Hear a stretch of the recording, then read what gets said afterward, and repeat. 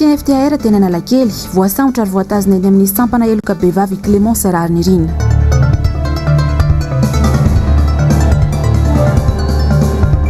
Clémence Rarnirina tsy namela azy irery ny antokontsika i Madagasikara.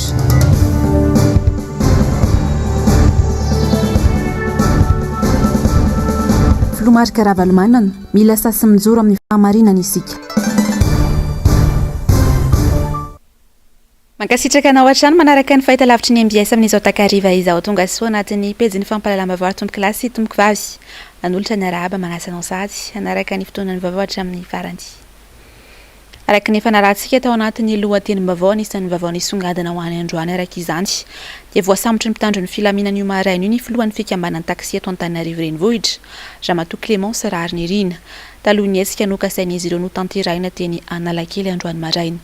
Ando miaratina njavandre maefa sy tokatra marolahy. Vao maraina dia rakotra mpitandro ny filaminana ny teny Analakely sy ny manodidina. Tapakary tsy azo ny famaisivezen'ny fiara sy ny olon-tsotra, mivoaka sy miditra manoloana ny lapan'ny tanàna. Toeran'izay voatondro anatanterahana ny fikambanana ny mpitondra taksi eto Antananarivo, anaovana hetsika fitakiana, ny anafoanana ny taksi moto sy ny fanesorana ny ben'ny tanàna. Tsy mbola tonga teny an-toerana koa nefa izy ireo, dia efa voasakatsaka ny mpitandro filaminana.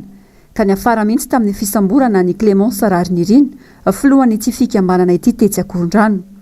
Natao ankehitriny ny fisamborana azy raha nambarany ireo nanatry maso satria dia toy ny biby mihitsy no natao azy. Tsy miditra politika fa nenay marary anay dia tavinay satria zao marary anay le taksi moto tsara dalàna le taksi moto nefa omena favera zany eto amin'ny tanàna Antananarivo efa nilavin'ny conseil municipal 2020 amin'ny 420 fa hoe tsy ekena sy ny bureau eto amin'ny tanàna Antananarivo mampiseho manifestation zay ao anatin'ny filaminana ve dia samborinao ny présidentinay raha nandeha zay dia teny Akorondrano dia sakana ny gendarme dia hoe nareo tsy mahazo misy mandeha miditra fa tsy eto mifaranao no Madame Clémence fa raha ohatsaka andeha hoany ianao dia mitondra olona valo ianao na folo miaraka aminao makany dia teny zany zay hoe tsy mety zany zavatra zany fa aloha zay iverina ary hijanona eto aloha izay fandingy dia teo tsy ahoana teo zany ohatran'ny hoe fandingy ohatra zao tsy haiko na nisy teny nidina vany fa teo dia ny samborony ohatran'ireny hoe fisamborona alika reny zany fisamborona ny présidentinay fa teo dia mibatainy bandefada izy niaro any ny vadiny sy ny ana moa zany fa tsisy afaka azo natao satria rehetra olona rehetra zany armé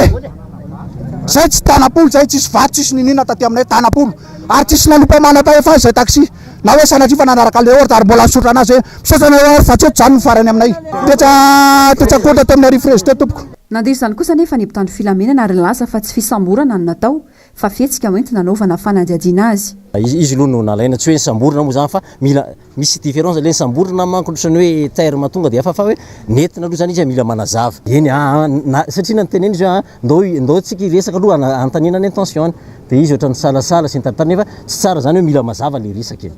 Tsy teny andalana izy fa tamin'le fitaritana andreo taksi namany zay nanao fihetsiketsehana mila atao zany le resaka fa tsy hoe nentina izy fa tsy hoe nanana fa nentina izy ndaonao alaina manokana. Mbola namafisiny ireo mpitondra taksi nefa fa fihetsika miaro erisetra no natao ny filohany. Tsy faly tamin'izany izy ireo ka niazo Analakely hanao ny fitakiana sy ny amoahana ny Clémence Rarnirina.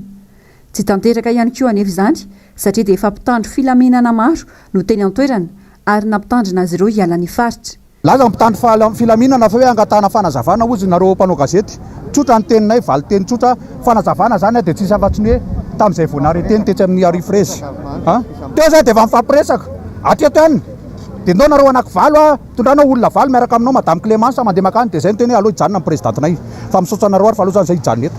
Tsy ohatra hoana to dia samborina akitsy rano fotsiny ohatrany rivotra alika nanaovana an'le présidentinay zany ve natao mangataka fanazavana fa maninona raha tonga dia niresahana te fanazavana ange zany efa niteneniny hoe atreto ihany momba anareo fa tsy mahazo mihoatra ny etontsony nareo dia efa nanginy zay dia tsisy nanohatra zay ka aminay zany laingy zany fa moronana dossier ny présidentinay ny tena marina nalaina rivotra alika misy namanay niary fa tonga dia voatositosika azoko ny anina daholo.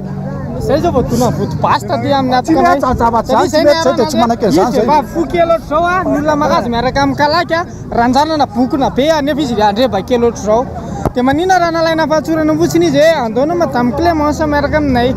Tsy nijanona teo anefa fa avy dia nitandro zotra nakeny Antany Menabeakazomanga indray izy ireo nametraka ny paikady rehetra amin'ny fanohizana ny tolony. Tapaka nandritra izany fa hijanona tsy hanao ny asa ny mpitondra taksi rehetra manomboka ny alatsinainy avy izao raha tsy mivoaka ny filohan'izy ireo. Koa noho izany anton-javatra zany dia eto zany zay manao zao fanambaran'izao aloha ny amoahana tsy misy atakandro ny présidentenay manaraka zany a rehefa hita moa zany zao fa nalaina izy a de manomboka eto zany zao de mitonitolona ary ho anisy afisy isaky ny taxi zahay hoe avoainy présidentenay aorinan'izay a de mangataka ny taxi ville rehetra zay a mba tsy hisy asa mandra-pisin'ny fivoahan'ny présidente a sy mandra-pisin'ny hoe zavatra tapaka eo anivon'ny samy taxi ka noho izany a aloha zany hoe rehefa zay fantatry ny ao amin'ny fitondrana mety a de aloha ataon'ny taxi moto ary aloha ny asa fizahay taxi a hijanona tsy asa mandra-pisin'ny fivoahan'ny présidentenay. Tsikaritra tamin'ity androany ity fahavoitohina tanteraka ny fahalalana maneho hevitra eto Madagasikara.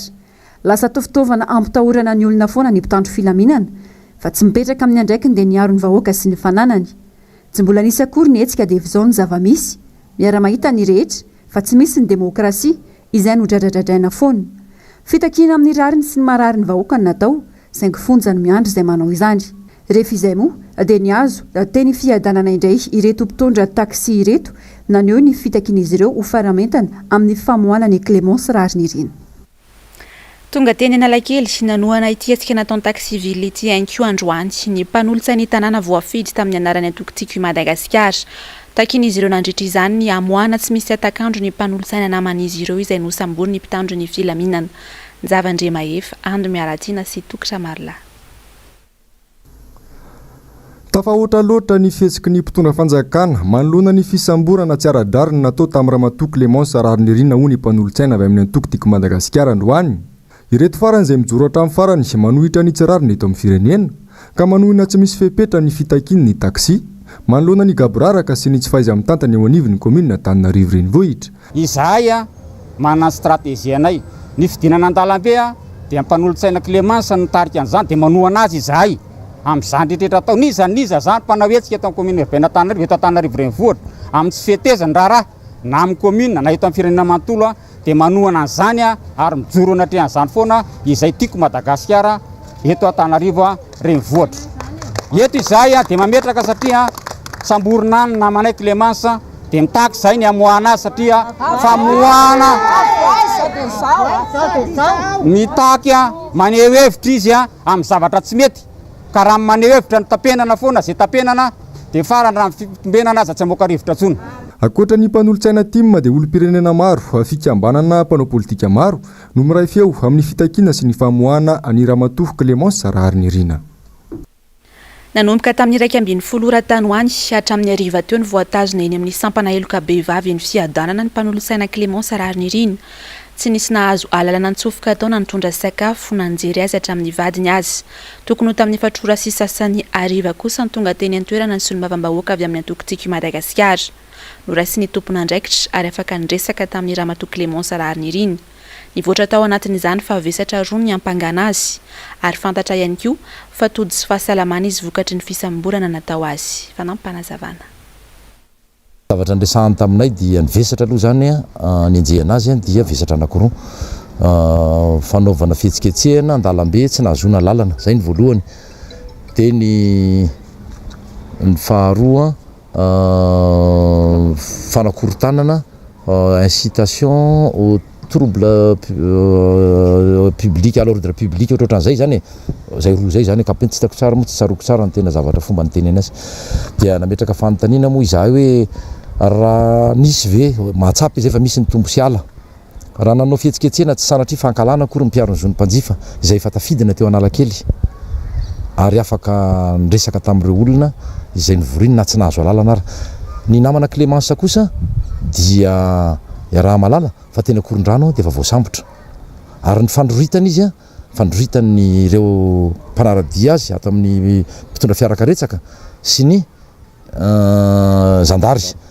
Hitanareo fa iny izy iny kelikely ny zavatra olana taminy dia lasatra mivika zany ny sandriny. Dia zany ny somary olana kely fa ny ankapobeny kosa dia afaka sakafo ara-dalàna izy afaka nanaterana rano izy sy biscuit. Dia ny zavatra mbola andrasana zany dia miandry an'ilay ataon'ireo hoe TTR hoe traitement antariel asa angataka ny hevitry ny procureur ny amin'ny hoe zao le zava-misy ato fa ny zavatra nahagaganay fotsiny zany aloha dia le hoe inona le antony fisamborana tsy piray atoko izay ary atoky atao mifaninana ra ny misy a sy ny misy azy fa noho ny mahasolom-bavambahoaka mahatsapa fa misy zavatra tsy mety a tao anatin'le voalohany reo le fisamborana ao anatin'le hoe fanaovana tombo sy ala ny fampiarana ny lana eto amin'ity fireneny ity araky ny teniko hoe mampiayahanay ny fisiny ny baiko politika ao ambadika izao a fisamborana Andramatoa Clémence izao. Fankahalana tsotra izao ny fiasika ataony ben'ny tanàna n'Antananarivo renivohitra ny mpanolontsaina Clémence Rarinirina. Tsy vao izao mantsy ny fikasana hisamotra an'ity mpanolontsaina ity manoloana ny fitsikerana mahavayvay ataony. Tsy namelana raha tsy izao voasambotra izao ny tenany. Fietsika mamohatra tsy azo ekena velively hoy Fernand Selo. Fanampanazavana. Fietsika mitovy amin'izao tamin'ny 10 Desambra. Etsika nataon'ny mpiaro ny zon'ny mpanjifa teo Analakely. Tsy nahazo alala ny etsika iny fa navela nitotona teo Analakely ny mpitarika. Fampiresaka tamin'ny mpitandro filaminana dia nasaina nody rehefa avy eo. Tsy nisy fisamborana tao aorianan'ilay etsika. Ity indray mbola teny Akorondrano nanoloana ny Henri Fraise dia nanaovana arrestation zany samborana Clémence Rarinirina.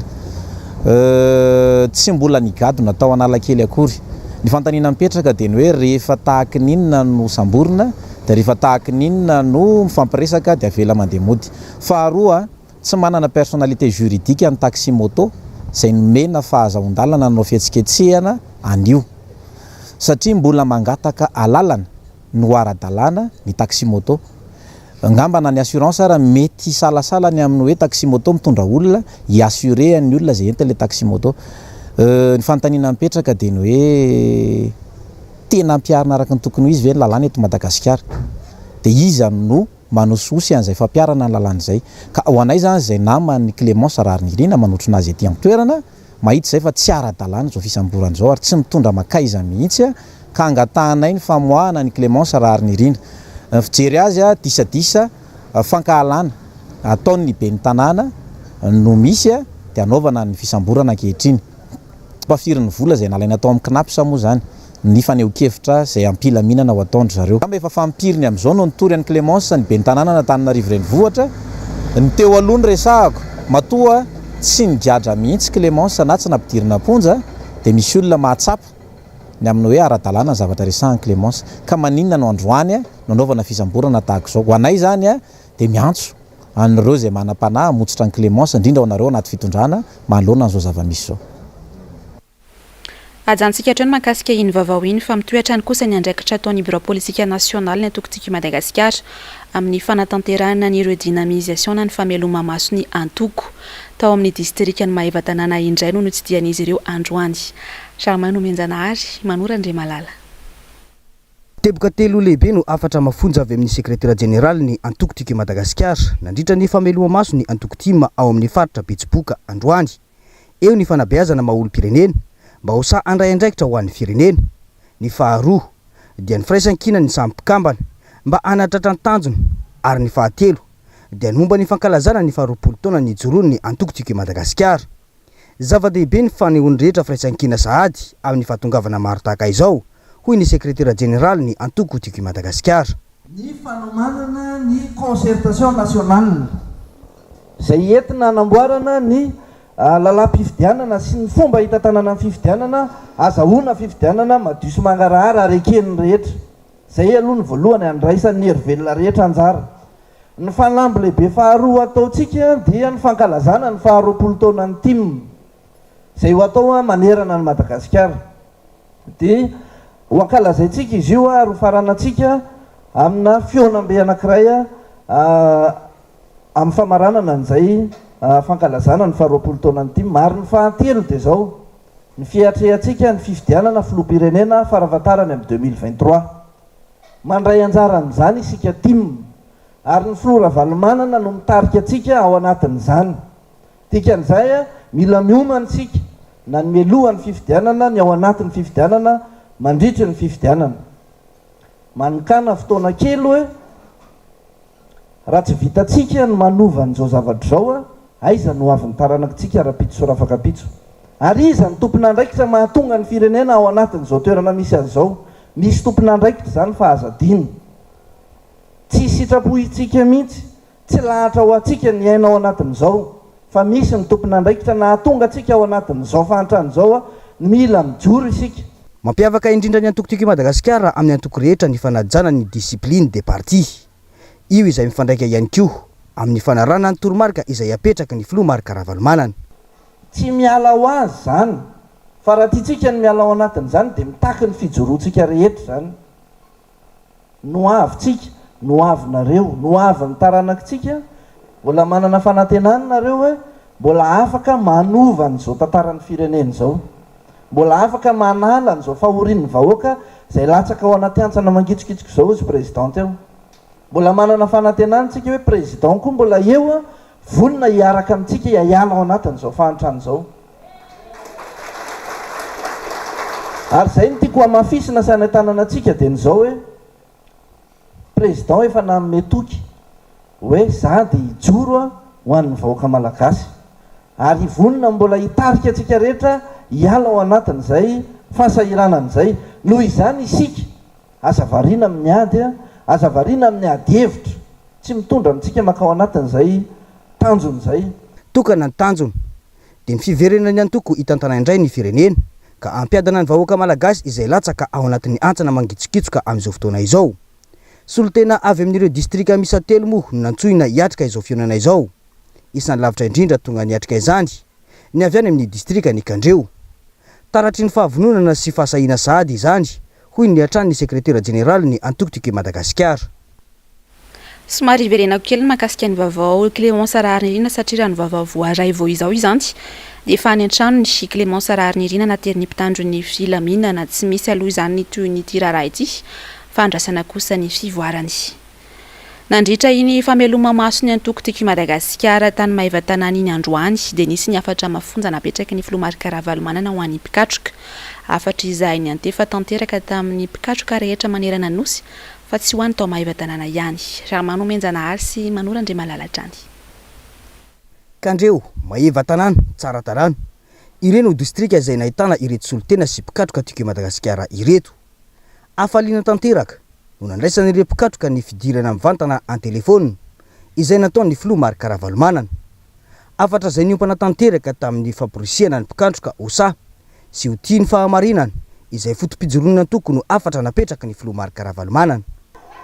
Ametraka afatra aminareo tamelohan zany aloha misaotra an'Andriamanitra fa dia tonga maro nareo emiko amin'izany fironareo zany tonga maro nareo. Matonareo sainy ary matonareo mijoro dia vonona ny alova ny hoavy tenanareo ary vonona mpianatra zanakareo ary vonona mba ahita zany fahombiasa zany anarina firenetsika ka dia misaotra nareo tonga ao nareo. Tsy maintsy misy foana ny sakasakana, tsy maintsy misy foana ny fampitahorana, ary tsy maintsy misy foana ny fandrahonana. Faza matahotra fa mino fotsiny ihany. Ary hitondranareo tany miafatra hoe ahoana tokony ataontsika hijoroantsika eo fahamarinana. Hijoroantsika eo fanarenana ny firenena. Toy n'ireny olona lataka anatin'ny antsana lalina mangitsokitsika ireny ny vahoaka malagasy ankehitriny. Any akady lalina be. Noho izany tsy maintsy vonjena ny fomba famindena azy tsy maintsy amena sakafo aloha ny vahoaka. Dia davina izay amin'ny velona azy amena sakafo izy. Dia rehefa avy eo arovana amin'ny aretina sy ny fahafatesana tsy maintsy tsabona. Dia rehefa avy eo ampiakarina izy. Dia rehefa tafakatra izy miasa miaraka amin'izay tika. Tsy maintsy atao aloha izy amin'ny tena vahoaka fa tena fa tena laona. Tsy manaka ny kohanina, tsy maintsy asa atao. Tsy afaka matanasa tsy maintsy atao moa izay maintsy aloha zany zao. Fa ny teny tsotra fotsiny mety anao hoe sanina rehefa dia matahotra. Ary mijoroana anao tena hoe anavitra ny firenena. Mijoro. Fa ireo olona mampitahotra anareo ty amin'ireo aza manody mahazo azy fa voatena izy ireo. Voavaika izy ireo. Tsy maintsy ataontsika. Sy afahana mamonjy vahoaka malagasy tena mijaly loatra. Tsy maintsy mahita vahaolana fa dia matahotra nareo. Ka dia samy tena Andriamanitra daholo. Nanamafy moa ireo mpikatroka fa vonina tanteraka ny anaraka sy anatanteraka ny baiko avy amin'ny filomarikara-valomanana. Ny targetra dia ny fialanina izao fahoriana mianjady amin'ny vahoaka malagasy sy ny firenena izao aoriny ny fifidianana na hoelana hoaingana no anatanterahana izany. Tsy nitsahatra ny fivezivezen'ny mpitandro ny filaminana teo amin'ny toerana izay nanaovana ity ireo dynamisation tao amin'ny vatanana ity androany. Na zana aza dia nitoy tamin'ny mpitoniana tran'ny hetsika Charmant Nomenjanahary sy Manorandre Malalatrany. Miverina indray ny fomba fanao ny mpitandro ny filaminana izay baikoiny ireo gouvernoura sy ny ambaratonga pahefana izay tsy ao anatin'ny lalam-panorenana eto amin'ny firenetsika. Tahaka izao ny feodiodin'ireo mpitandro filaminana teo amin'ny toerana izay anatanterahana ny mpikatroka tiko Madagasikara ny fameloma masony antoko tao Maheva tanàna androany. Fihetsika izay mampiseho fa miova indray ny asan'ny mpitandro ny filaminana, tsy hoaro ny tandroka mivozona fa mpanao raha matahora amin'ny vahoaka ivory sy iresaka. Tsy nampiemitra ireo mpikatroka izany ary nasehon'izy ireo fa ny firenena no ijoroany ankehitriny. Naneo izany fa nihokevitra izany ny tao amin'ny mpikatroka isaky ny faritra. Ataoko ahoana ijery ny loza manjoa ny fireneko. Dia zao koa ny tenin'ny soratra masina hoe raha mbola misy ny farany tsy ho foana ny fanantenako. Raha manao fampitahana dia indrisy fa vahoaka malagasy maty mosary fa tsy maty ny aretina. Firenena latsaka andavaka fa tsy mihoatra me mandroso raha teo amin'ny 7 jerena. Mijery atsika manao tombanezaka dia atsika faramandry ny sodany indray lasa loatsika mamperitreritra zany.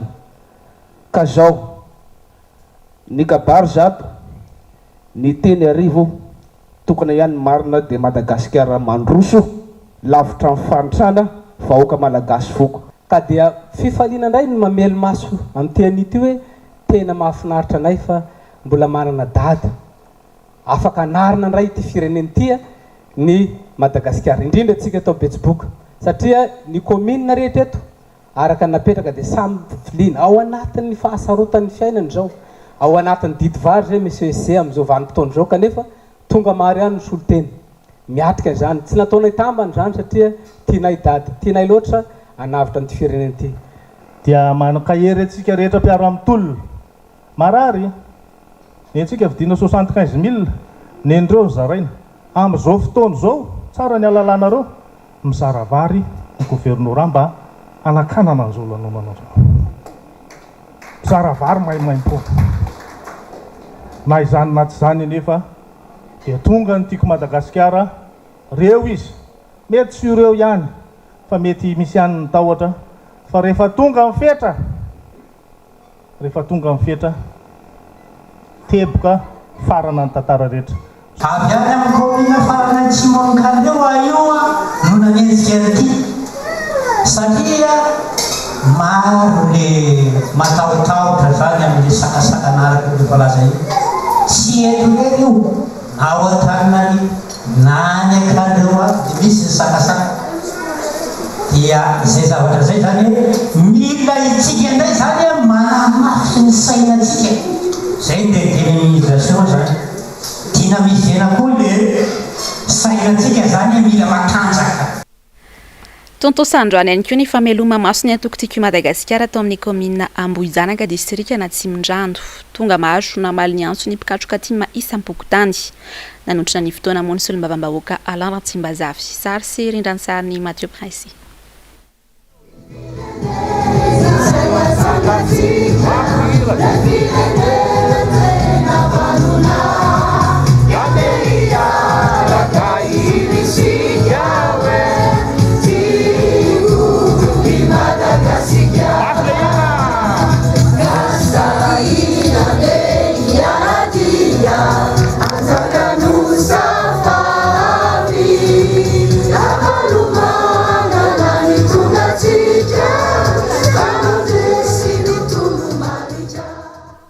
Tonga maro ny mpikatroka tima teto Ambohijanaka androany.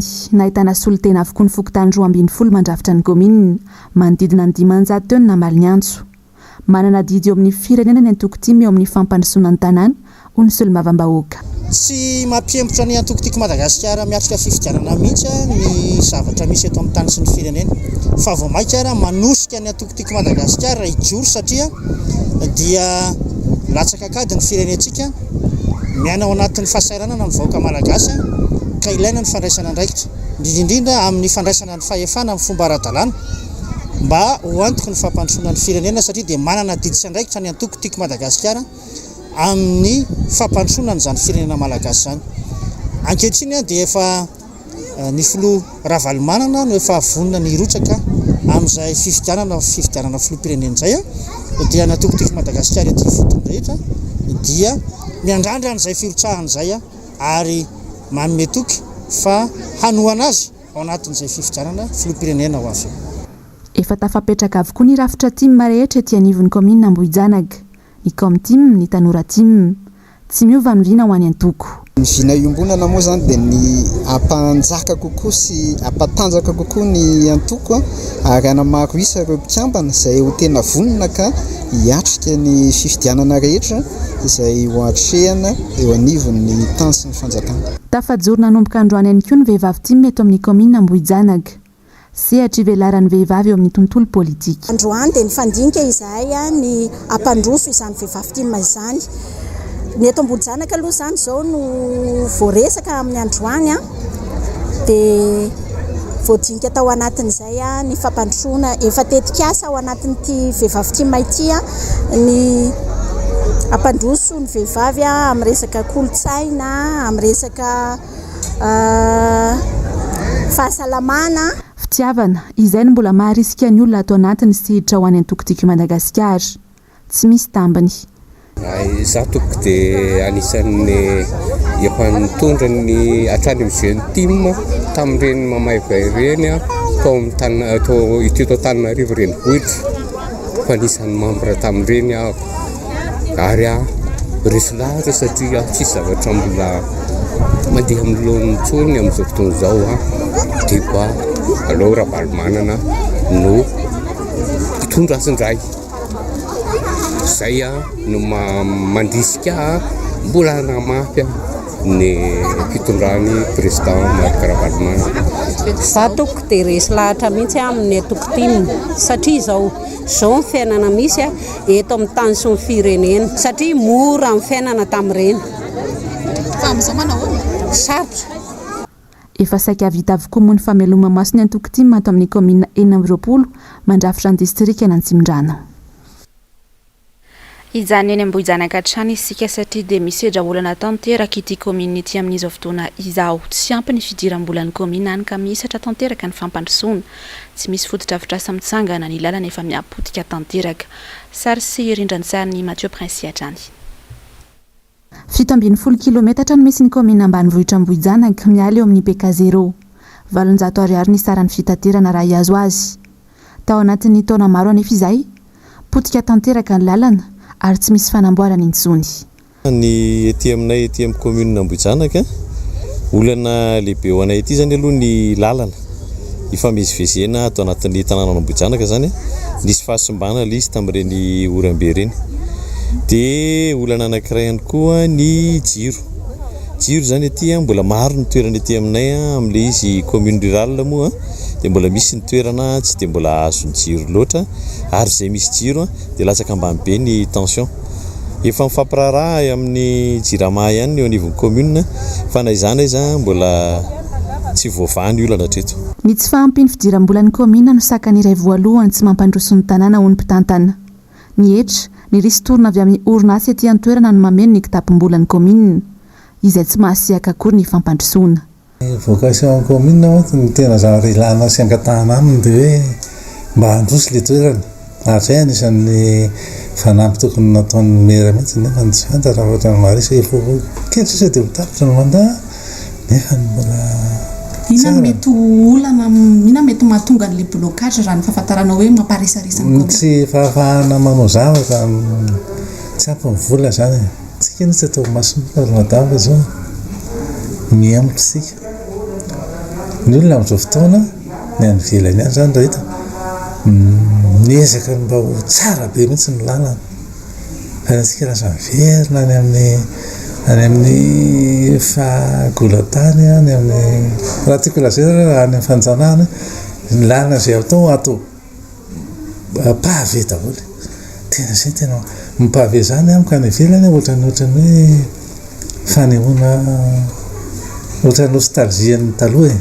tokony ho ampitomboana ny vola omeny fanjakana foiberany vahaolana narosiny komina ity komina ity izay ahitana fokotany 20 ary misy mponina manodidina 5 sy 3 alina mandry andrirana antsy tanteraka ny mpamily fiarakaretsaka any amin'ny distrika ny Fianarantsoa amin'izao fotoana izao no resaka tsy fandriampahalemana tsy latsaky ny roa ny mpisehatra amin'ny ity fitadiavana iray ity no efa namony ny vokatra izany Bagisandrianantsy MBS Fianarantsoa mahatsiary tena ho mandry andriranantsy tanteraka ireo mpitondra fiarakaretsaka eto an-tampon-tanànan'ny Fianaratsoa raha ny lafiny fandriampahalemana ny resahana tsy voaela kory fa ny volana oktobra no nahitana tranga mampalahelo teto an-tampon-tanànan'ny Fianaratsoa mahakasika ny fiarakaretsaka izay nahafatin'ny mpamily azy ary tsy hita popoka ny fiara mandraka ankehitriny ary tsy mbola nisy ny vaovao fanampiny avy any amin'ireo tompon'andraikitra maro isan-karazany mahakasika ny raharaha iny mbola tsy mahina kory ny ravina ny hinanana hoy ny fomba fiteny ny alin'ny alakamisy fo azoma mpamily fiarakaretsaka iraindray no niara-ny herisetra ary maty ny zoma hariva lasa teo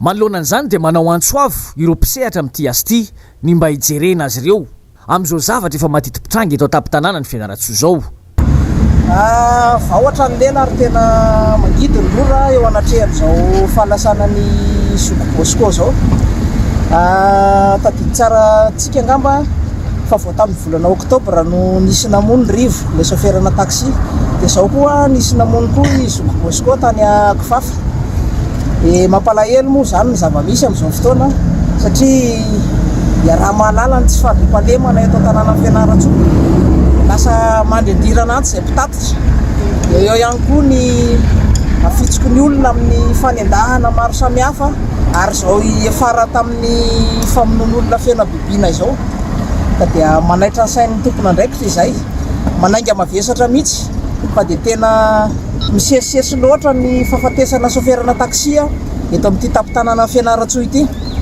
dia manainga ny tompon'andraikitra re tompoko mba jereo akaiky ty tsy fandriampahalemana ity fa tena mijaly izahay ny aretina manao ny ataony ny vidim-piainana manginy fotsiny izao indray ny tsy fandriampahalemana mihamanjaka indray eto an-tampon-tanàna ny Fianarantsoa tsara trano mampatsiahy fa anisan'ny irairainy izao fanjakana misy ankehitriny izao nandritra ny fampelezan-kevitra ny fametrahana an'izany fandriampahalemana izany asa na mijanona ho taratasy fotsiny na mijanona ho fampelezan-kevitra fotsiny ireo karazana vina maro isan-karazany izay nampanantenana ny vahoaka nandritra an'izany fotoana izany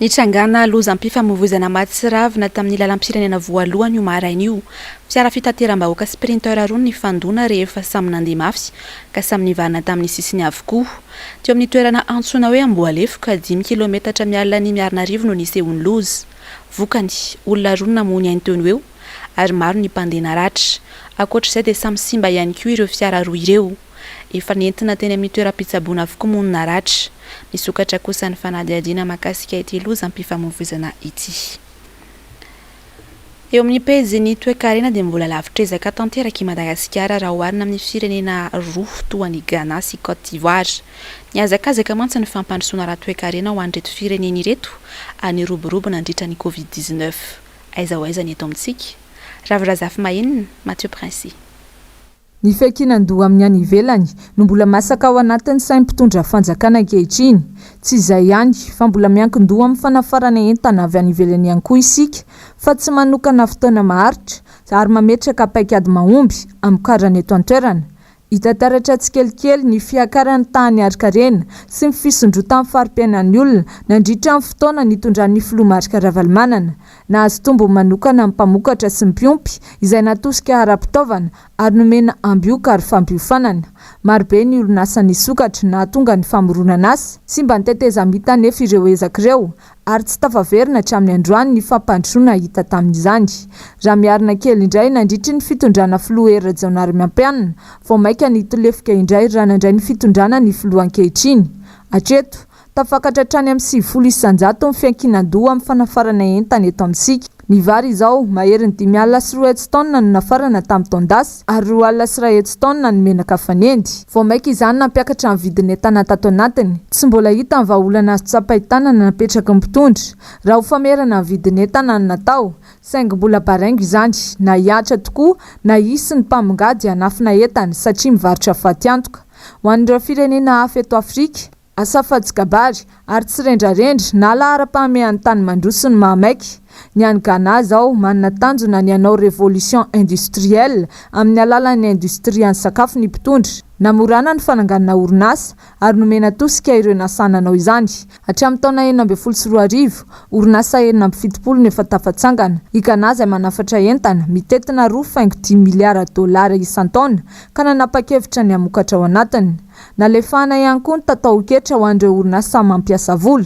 Any Côte d'Ivoire indray nanao fanamby ny mpitondra fa asa manodidina ny 7 tapitrisa no foronina hatramin'ny taona ho avy. Ny tombo avy telo eny ny famoronana indostria any aminy izay mamorona asa marobe. Ny eny hatramin'ny 40 isan-jato ny taham-pahantrana ary nidina hatramin'ny 4 isan-jato ny tahan-tsy fisiana asa ho an'ny taona 2020 ary 7.5 isan-jato teo izany ny taondasa.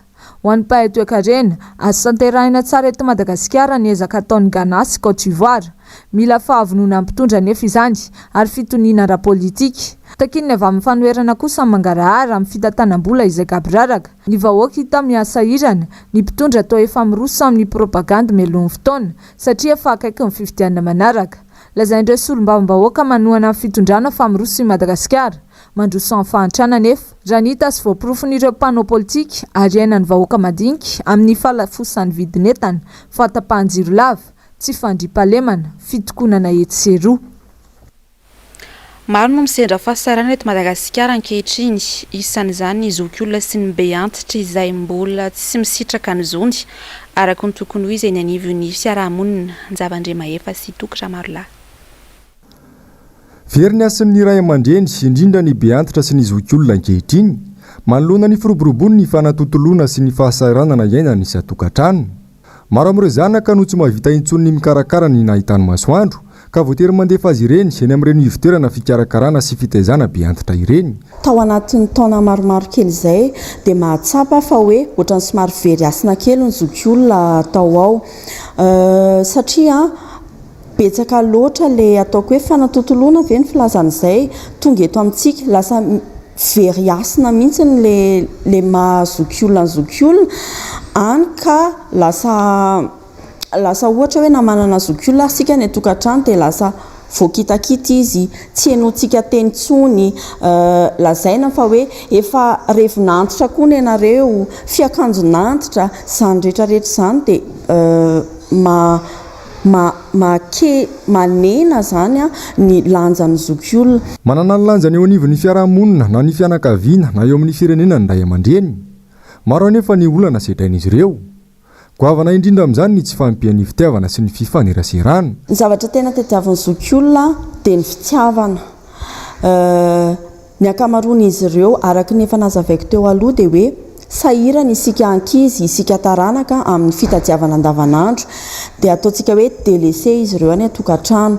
Dia amin'izay fotoana izay tena mitady fitiavana ary misarangotra fitiavana aman'olona. Zay aloha ny tena tadiavin'ny zareo voalohany. Ny tena olana zareo ihany koa dia eo amin'ilay fifandraisana amin'ny tanora sy amin'ireo zanaka. Olana manaraka koa isika dia mila fikarakarana zokiolona dia mila fahaizana sy traikefa be mihitsy satria izy ireo efa nanana ny toerana, nanana na izy azy tamin'izy mbola tarora dia nefa izy rehefa lasa zokiolona dia ohatrany hoe efa taloha be zany dia mampalahelo an'zareo zany zay. Maro ny ivon-toerana mandray an-tanana ny be antitra sy ny zokiolona eto Madagasikara. Misy sokajy roa samihafa izay natokana ho an'ireo manan-katao ary misy ihany natokana ho an'ireo olona tena sahirana sy tsy misy raisina mihitsy. Nisy moa androany ny varavarana misokatra no karakarainy ny ivon-toerana iray tetsy Ambobao, nampahafantarana andretra mikasika ny fomba fandraisana an-tanana ireo zokiolona sy ny fomba fiainan'izy ireo. raha mpitso no tanterana ny fifidianana fiodonana voalohany filohampirenena frantsay izy ty ho an'ny mpifidy eto Antananarivo araka izany dia nampahafantatra ny masoivo frantsay Fabrao Fandatsahambato miisa 3 no apetraka eny amin'ny consulat général Ambatomena ary miankina amin'ny anarana ny fandaminana isy Brao Fandatsahambato 2 hafa ihany koa sokafana ny any amin'ny faritra dia misy 7 ny toerana ahafahana mifidy toy ny any Antsirabe, Antsirana, ny Fianaratsoa, Mahajanga, Nosbe, Toamasina ary Toliary. Ireo tsy afaka ny anatanteraka ny fifidianana kosa fa tafiditra ao anatin'ny lisitry ny mpifidy dia afaka manome ny atao hoe procuration ny olona isolo azy raha ny nambarany masoivo frantsay hatrany ho an'ny rahampitso. Marina moa fa rahampitso ny fiodinana voalohany ary ny 24 ny volana Aprily kosa ny fiodinana faharoa ho an'izay fifidianana filoham-pirenena frantsay izay. Any Ukraine kosa indray dia ny sivily indray amin'izao no manomboka lasibatra amin'ny fanafiana ataon'ny Russie any an-toerana. Antso firaisan-kina no nataon'ny filoha Ukrainiana manoloana izany raha firenena maro no efa nanameloka ny Russie ary efa nametraka sazy. Ravorazafy Mahenina sy Mathieu Prince. 17 androany ny ady eo amin'ny Russie sy Ukraine mitombo isan'andro ny mamony aingy ary sivily tsy manan-tsiny ny akamarony. Toy ny omaly 10 mahery ny maty ary 100 no naratra tao amin'ny toby fiantsona ny fiaran-dalamby tao Kramatorsk tany Donbass. 10 kilometatra tsy lavitra eo ny misy sy ny toby miaramila any Rosia izay mihamandroso. Araka ny fantatra fitaovam-piadiana rokety no nampiasana ny hitifirana ireo sivily saika avy tany amin'ny faritra Atsinanana andeha hitsoaka ny ady. Miezaka ny mamindra ireo sivily hatrany moa ny eo Ukraine. Misy 10 kosa ny toerana natokana ahafahana mandefa ireo sivily ho an'ny androany izay toerana misy Rosianina. Nanatanteraka valandresaka ho ampanao gazety moa ny filohan'ny Komisiona Européenne miaraka amin'ny filoha Ukrainiana tany Kiev.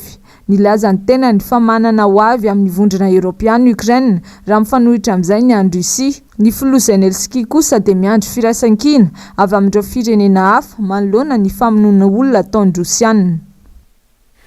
Dia izay ary no manakatona ny pejy fampahalalam-baovao tamin'ity androany ity ankasitrahako no nanaraka izany hatramin'ny farany ao ny Global News sy ny fandaharana ahoana marina no anarahantsika ny horonan-tsary the 355.